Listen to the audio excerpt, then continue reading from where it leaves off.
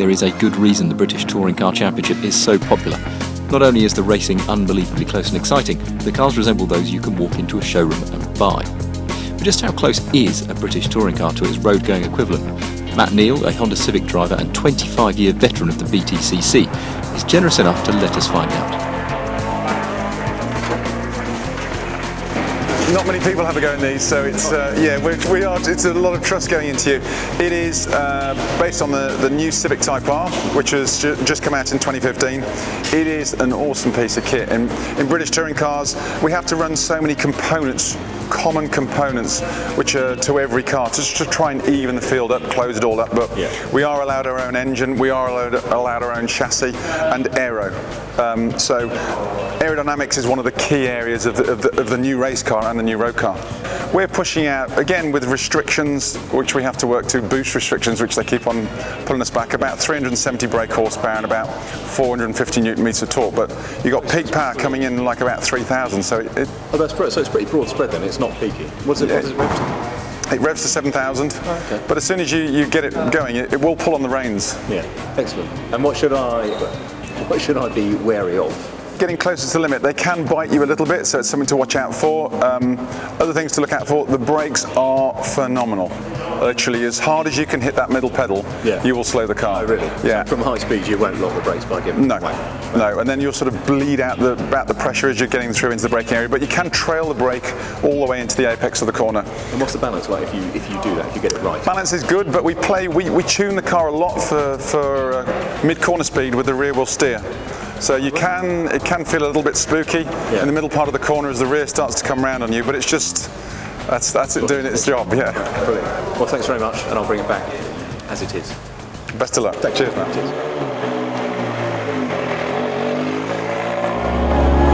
Lord alive, I'm in the inside of Matthew Neal's Honda Civic Touring Car, which doesn't like going on idle very much. Right, we're away. What can I tell you about a touring car? Well, they feel very big because you know what, you sit very low, you sit right in the middle. It feels much bigger than a normal Civic, whereas of course it isn't at all. Visibility is appalling, though they have lots of mirrors, including 2 on the inside, because there's every chance that your mirror gets knocked off in a first corner battle. Quite an intimidating piece of kit, I must be honest. You use the clutch to get away, everybody uses the same 6-speed transmission, and after you've used the clutch to get away, you don't need it anymore. There's quite a lot of torque steer at these low revs. It's a fairly brutal piece of kit. It feels like a racing car, unsurprisingly. Right, let's try full throttle. That is full throttle.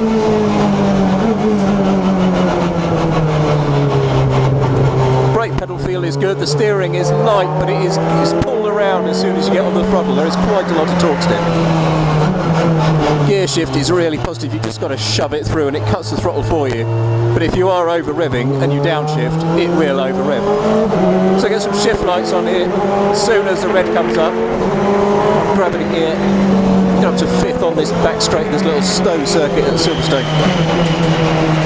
Matt reckons 3rd through there. Grab 2nd for this one. Of course, he's rather more on it than I am. Lovely steering feel, to be fair.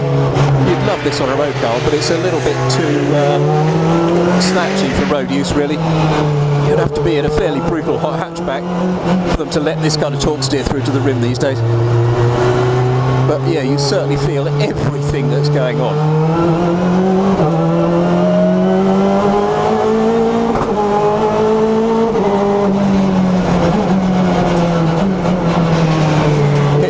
Done and then do the downshifts apparently. I think the big difference between road car and race car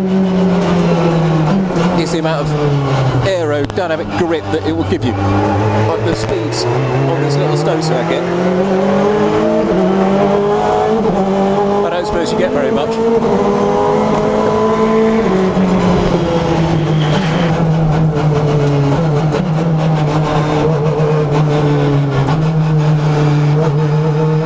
It's a pretty cool thing. I mean, it's amazing. It's so instantly responsive.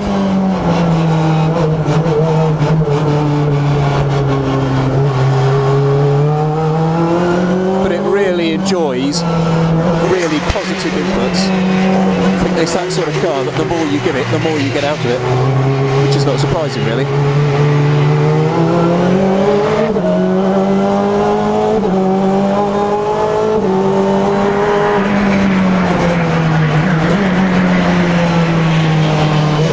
It's a cool thing, right? Let's see if I can get anywhere near its handling limits.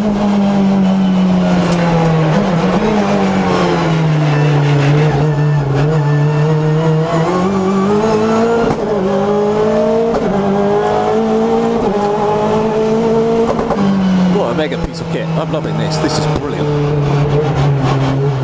Not sure I'd fancy racing that alongside 20 other nut jobs. Put a bit of heat into things now and you start to feel it coming back to you. But you do really need to be really positive on the controls.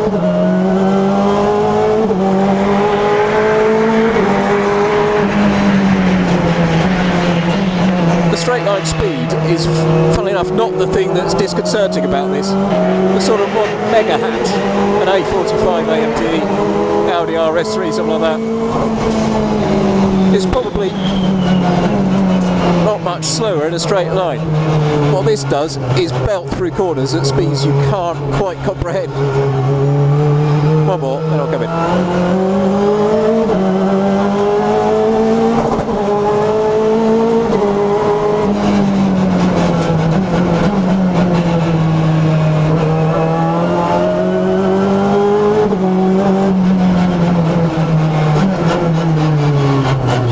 Lots of money, you don't want a track day car, don't buy a supercar, buy an old racing car, because I tell you what, this is this is mega. Oh, right, let's jump around a bit, I'll tell you that much.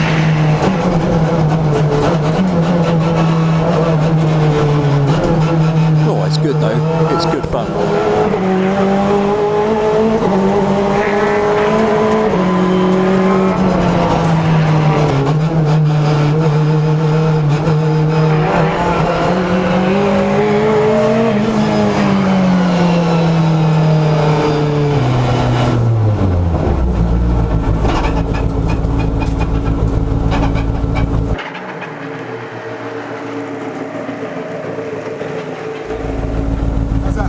Mega, yeah, what a thing. It's just, it's slightly intimidating at first because you sit that much lower, it feels that much bigger than a Civic, doesn't it? But hard to, like through this last bend, you always have to have a look where the corner goes because then you're completely unsighted. Yeah, as you're coming through there. Yeah, but it's cool. I mean, I love everything's so direct and so immediate, and that's that's nice. I mean, it's just the steering's mega. Yeah.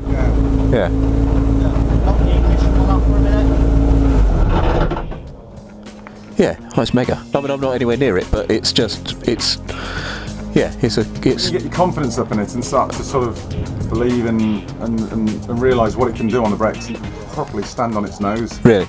Yeah, because it's not the straight line acceleration, is it, that is startling? Because you just go, yeah, okay, actually a fast sports car is as quick as straight line. Actually, but it's just corners aren't the impressive bit. It's the high speed cornering. What sort of speed does the aero take over and you can really lean on it? I normally say about sort of third, fourth gear corners. Okay. It does take a bit of confidence, that does. Yeah, I'll bet it does. Yeah, I'll bet it does. Even if you've been out of the car for a couple of months, you have to really build up again. Yeah. Yeah, it's not quite as intimidating as I thought it might be. Yeah, and you get joke apart. If you put fresh tyres on it now, or another set of fresh tyres on it, it'll come alive. Really? Again. And how do the tyres last during a race? They're pretty good. I mean, the hard one, you can be as fast on the last lap as you're on the first. Oh, really? Pretty much. Yeah. Yeah. And they've got Dunlop who just come out with a new soft tyre for us, which again is mega. It's mega. So that's quite gratifying. Presumably, you can push as hard as you want, as much for as long as you like. It is phenomenal, isn't it?